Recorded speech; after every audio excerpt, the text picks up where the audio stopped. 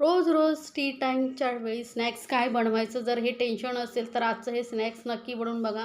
ज्यामध्ये आपण बिना मैदा बिना रव्याचं हे स्नॅक्स बनवलेलं आहे. खूप छान लागतं. चवीला तर अप्रतिम आहे आणि बनवायलाही खूप सोपं आहे.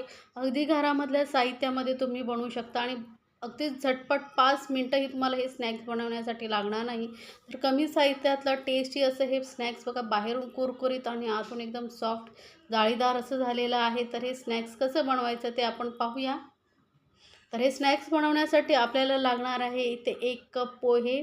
जे आपण कांदा पोहेसाठी पोहे वापरतो ते घेतलेले आहेत. आता हे पोहे आपल्याला फक्त धुवून घ्यायचे आहेत. तर 1-2 वेळा मी स्वच्छ हे पोहे धुवून घेते. म्हणजे यावरती ना जे धूळ वगैरे असते ती निघून जाते, डस्ट असते ती. तर इथे माझी मुलगीही मला मदत करते आहे. तर तिचेही तुम्हाला छोटे छोटे हात दिसत असतील. तर आता हे पोहे मी स्वच्छ धुवून घेते. तर पोहे इथे धुवून झालेले आहेत. आपल्याला याला भिजत वगैरे काही ठेवायचं नाही आहे. लगेचच बनवायला सुरुवात करायचं आहे. तर बघा असे मस्त मोकळे आपले धुवून झाल्यामुळे पोहे झालेले आहेत. तर आता यामध्ये आपल्याला काही साहित्य ॲड करायचं आहे जे घरामध्येच उपलब्ध असतं. तर इथे मी घेतलेले आहे 2 उकडलेले बटाटे स्मॅश करून घेतलेले आहेत, कुस्करून घ्या. त्यानंतर एक छोटा साईजचा कांदा घेतलेला आहे बारीक चिरून आणि सिमला मिरची आणि गाजर घेतलेलं आहे. थोडं गाजर आणि थोडं सिमला मिरची किसून घेतलेले आहे. थोडीशी वरून घालूया कोथिंबीर आणि थोडेसे चिली फ्लेक्स मी इथे वापरते आहे. तर अर्धा चमचा एवढे चिली फ्लेक्स घेतलेले आहेत. नसतील तर तुम्ही इथे लाल मिरची पावडर वापरली तरी चालेल. अर्धा चमचा काळी मिरी पावडर घेतलेली आहे. मग तुम्हाला काळी मिरी आणि हे चिली फ्लेक्स नसेल घालायचे तर हिरव्या मिरचीचं प्रमाणही तुम्ही वाढवू शकता. थोडीशी हळद घातलेली आहे आणि सोबतच इथे एक हिरवी मिरची मी बारीक चिरून घेतलेली आहे. तर मुलांसाठी बनवत असाल तर हिरवी मिरची न वापरता फक्त मग लाल मिरची पावडरच इथे वापरलं तरी चालेल.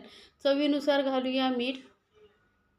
आणि आता हे सर्व साहित्य आपण व्यवस्थित असं मिक्स करून घट्ट असं गोळ्यासारखं आपल्याला मळून घ्यायचं आहे. जर तुम्हाला असं वाटत असेल की यामध्ये बाइंडिंग होत नाही तर मग एखाद चमचा तुम्ही बेसन घातलं तरी चालेल. पण आपण इथे पोहे वापरले त्यामुळे छान असं बाइंडिंग येतं.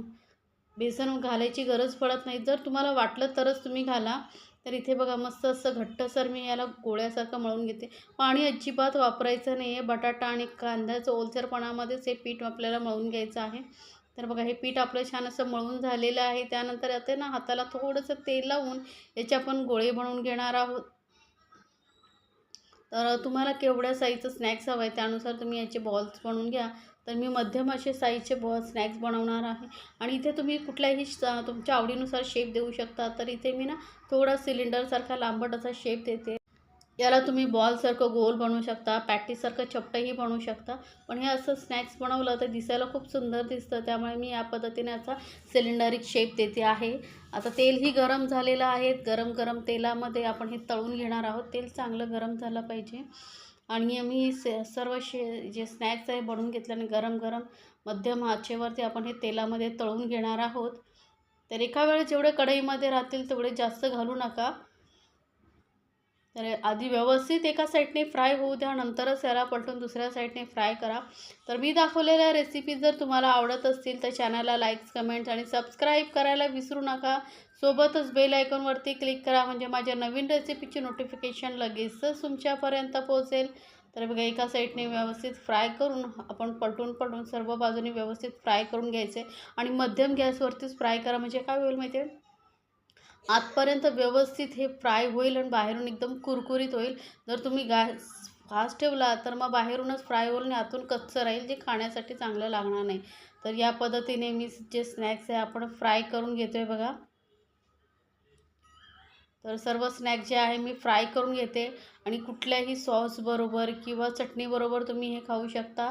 अप्रतिम लागतात चवीला. तर तुम्हाला ही रेसिपी कशी वाटली मला कमेंट्समध्ये सांगायला विसरू नका आणि रेसिपी आवडली तर चॅनलला लाईक्स, कमेंट्स आणि सबस्क्राईबही करायला विसरू नका. सोबतच बेल आयकॉनवरती क्लिक करा आणि रेसिपी तुमच्या फ्रेंड सर्कलमध्येही शेअर करा म्हणजे त्यांनाही पाहता येईल. आणि तुम्हाला कुठली रेसिपी पाहायला आवडेल तेही मला कमेंट्समध्ये जरूर सांगा. तर मी बनवून दाखवेन. तर बघू शकता तुम्ही बाहेरून कुरकुरीत आणि आतून मस्त असं सॉफ्ट असं आपलं हे स्नॅक्स झालेलं आहे तयार.